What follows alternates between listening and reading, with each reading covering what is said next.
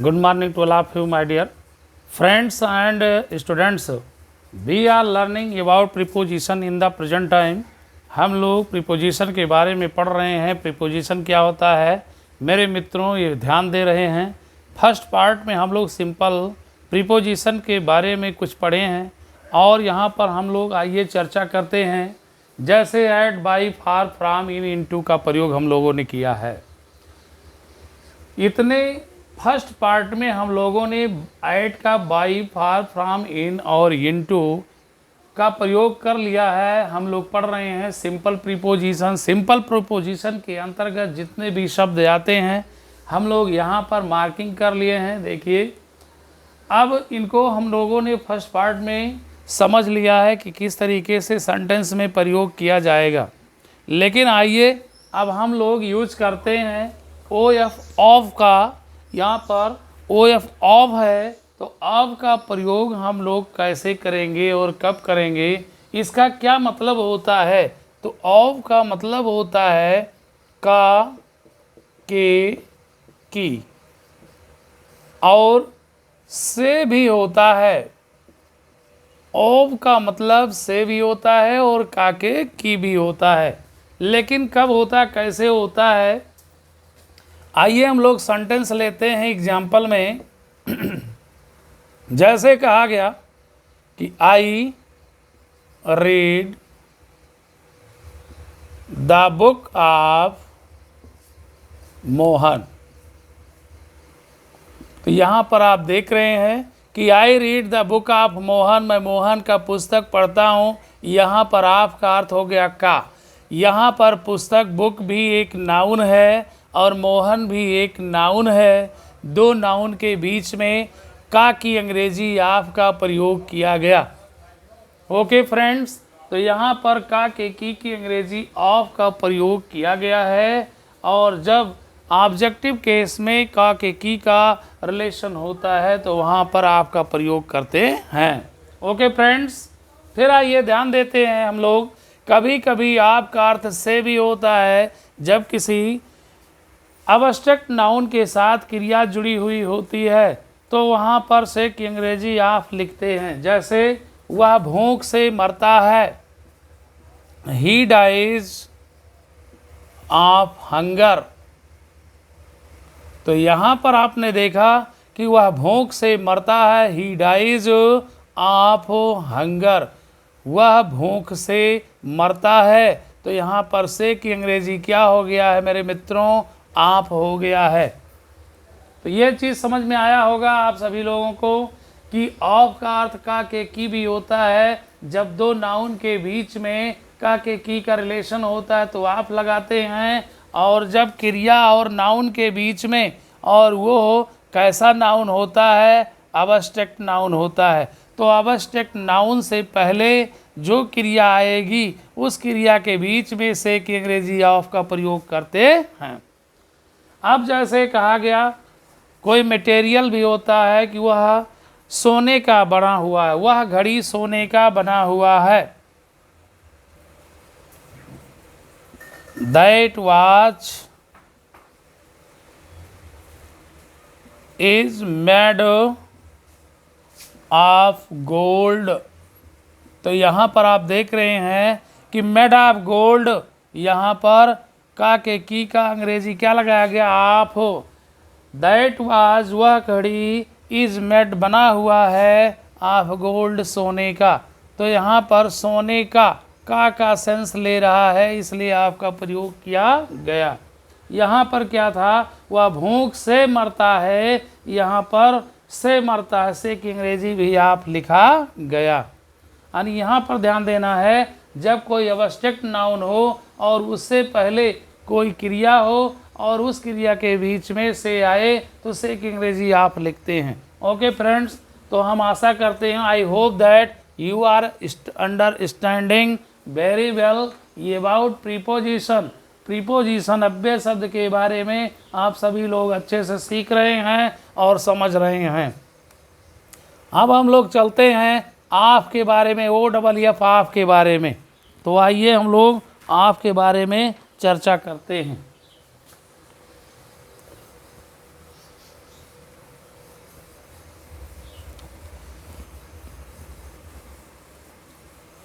देखिए यहाँ पर OFF ऑफ का मतलब होता है किसी कार्य को स्थगित कर देना, बंद कर देना।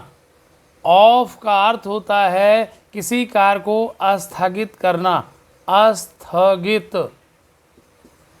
करना या रोक देना।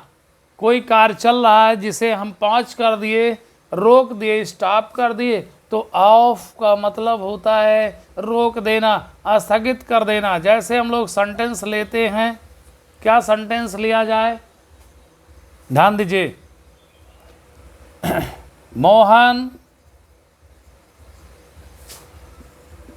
Mohan switched off the fan. Mohan ने पंखा बंद कर दिया। मोहन स्विच्ड ऑफ कर दिया। क्या ऑफ कर दिया, किसके स्विच को ऑफ कर दिया, बंद कर दिया, फैन के। यानी फैन चल रहा था लेकिन उसने क्या कर दिया, फैन को ऑफ कर दिया। तो यहाँ पर पंखा चलने की स्थिति को बंद कर दिया। अगर आपने कहा कि मोहन ने स्विच क्या कर दिया, switch off the light, Mohan switched off the light, यानी बत्ती बुझा दिया। मोहन ने बत्ती बुझा दिया तो स्विच्ड ऑफ कर दिया। यानी कोई कार्य हो रहा है, उस कार्य में क्रिया में OFF ऑफ जोड़ दिया तो काम का होना बंद हो जाएगा, और ऑन जोड़ दिया तो चालू हो जाएगा।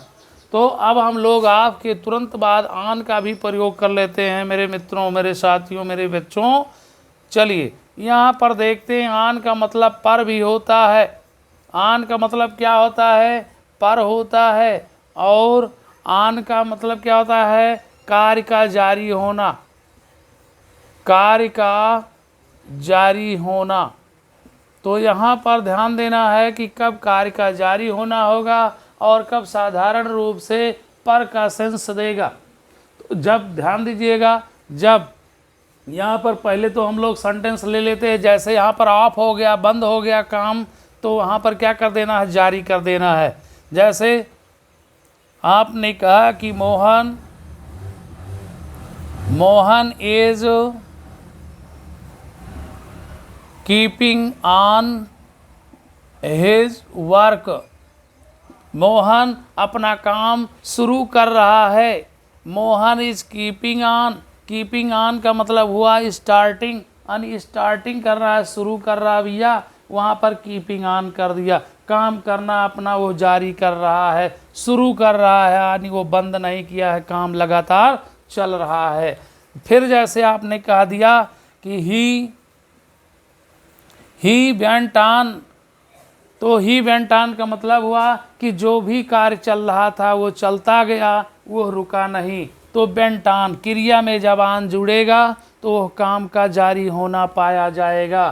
तो ये ध्यान देना मेरे मित्रों कि क्रिया में जब ऑन जुड़ता है तो वह कार्य का जारी होना पाया जाता है। ओके फ्रेंड्स, तो ये आपको समझ में आया होगा। लेकिन अब ऑन का प्रयोग और भी कहाँ करते हैं, पर के लिए करते हैं। किसके लिए करते हैं, पर के लिए करते हैं। तो आइए हम लोग ध्यान देते हैं और भी एग्जाम्पल लेते हैं।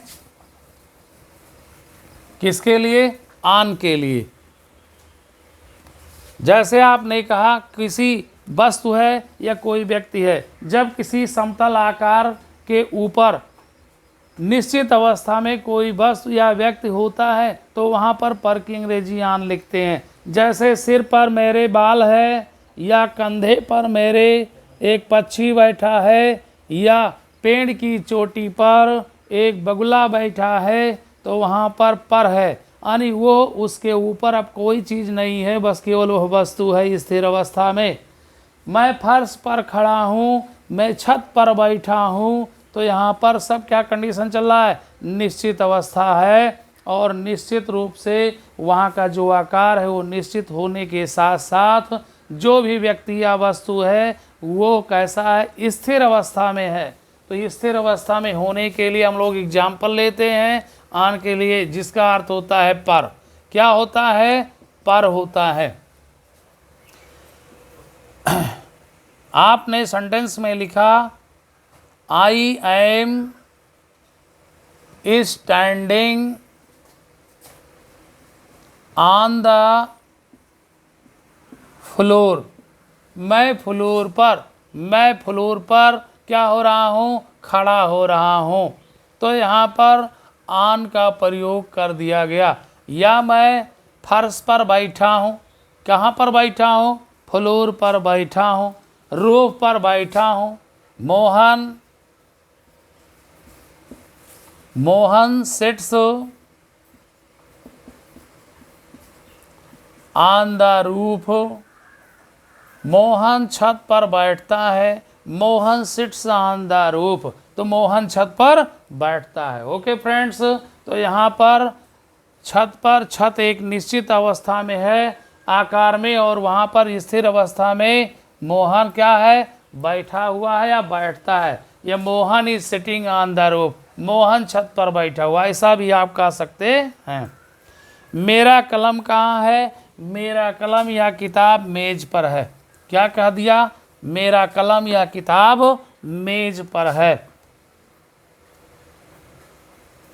माई piano is on the table, तो यहाँ पर ऑन का प्रयोग किया गया। My pen is on the table, तो यहाँ पर क्या हो गया, टेबल पर मेरा कलम ये स्थिर है, स्थिर अवस्था में है। तो यहाँ पर आप क्या यूज कर लिए, ऑन का, प्रीपोजिशन ऑन का प्रयोग किया जाएगा पर के लिए। लेकिन ध्यान देना, अगर कुर्सी पर बैठा हुआ है, जैसे आपने कहा कि मोहन इज सिटिंग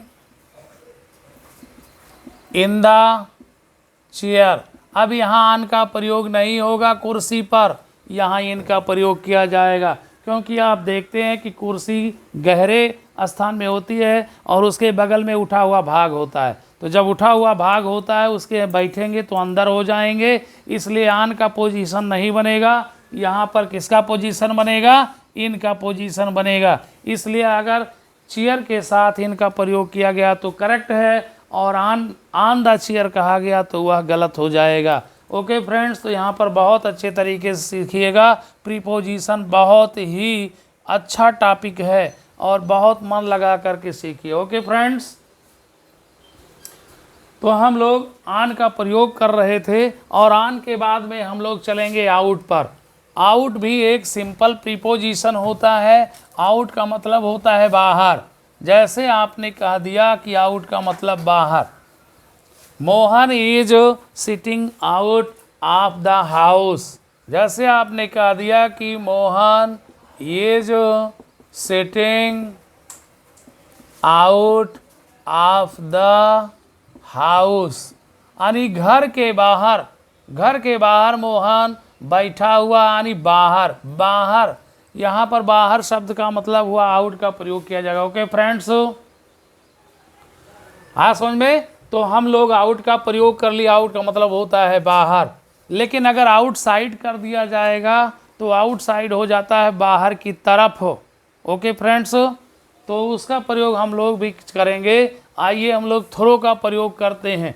थ्रो का मतलब होता है से। क्या होता है मेरे मित्रों, थ्रो का मतलब से होता है जब कोई व्यक्ति या वस्तु एक स्थान से दूसरे स्थान को जाता है और बीच में किसी दूसरे स्थान से होकर जाता है, तब वहाँ पर से की अंग्रेजी या से होकर के अंग्रेजी थ्रो का प्रयोग किया जाता है। ओके फ्रेंड्स, आइए हम लोग एग्जाम्पल लेते हैं थ्रो के लिए। किसके लिए, थ्रो के लिए हम लोग एग्जाम्पल लेते हैं। तो जैसे यहाँ पर क्या कहा गया है, सेंटेंस लीजिए थ्रो के लिए कि I am going to school through the market.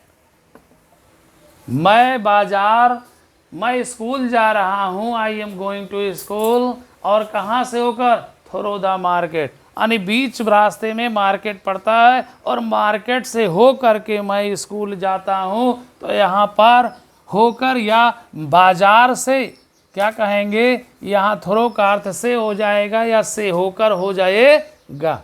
अब यहाँ पर जब किसी माध्यम से कोई कार्य किया जाता है तो वहाँ पर यह भी ध्यान देना है मेरे प्रिय छात्र छात्राओं कि तब भी थ्रो का प्रयोग कर लेते हैं। जैसे आई वर्कड, मैंने काम किया, या आई कंप्लीटेड माई वर्क। ऐसा कर लो, I completed my work through Mohan, through Mohan. तो यहाँ पर मैं क्या आया कि मैंने काम पूरा किया अपना, किसके माध्यम से? मोहन के माध्यम से, मोहन के थ्रू मैंने अपना काम पूरा किया। तो यहाँ पर माध्यम की अंग्रेजी भी थ्रू का प्रयोग करते हैं। ये प्रीपोजिशन इस तरीके से होगा। ओके फ्रेंड्स, अब हम लोग चलते हैं टिल के लिए। एक सेंटेंस लेंगे जिसका सेंस होता है तक, जिसका सेंस होता है तक। जिस तरीके से कहेंगे कि आई वेटेड मोहन, मैं मोहन का इंतजार किया, till his arrival, till his arrival, उसके आगमन तक मैं मोहन की प्रतीक्षा किया। तो यहाँ पर सेंस हो गया तक। ये प्रीपोजिशन का काम किया कि उसके आगमन तक मैं मोहन की प्रतीक्षा किया। तो तक के लिए टिल का प्रयोग करते हैं, वो प्रीपोजिशन बन गया। ओके फ्रेंड्स, तो हम आशा करते हैं, I hope that you are understanding very well about preposition today here. Okay friends, तो आइए अब हम लोग क्या बच रहा है? सिंपल में टू बच रहा है और अब बच रहा है विथ बच रहा है। इसका प्रयोग हम नेक्स्ट वीडियो में करेंगे और इन्हीं के साथ में हम लोग शुरू करेंगे कंपाउंड प्रीपोजिशन के बारे में। तो अब समय का अभाव हो जाता है, थोड़ा लंबा वीडियो नहीं बन पा रहा मेरे दोस्तों, कुछ इंस्ट्रूमेंट का अभाव है। और जब हो जाएगा तो लंबा लंबा वीडियो हम भी बनाएंगे, एक एक घंटे का वीडियो बनाएंगे, पढ़ाएंगे। ओके, लाइव क्लासेस भी मैं शुरू करूंगा ठंडी तक। Okay friends, thanks.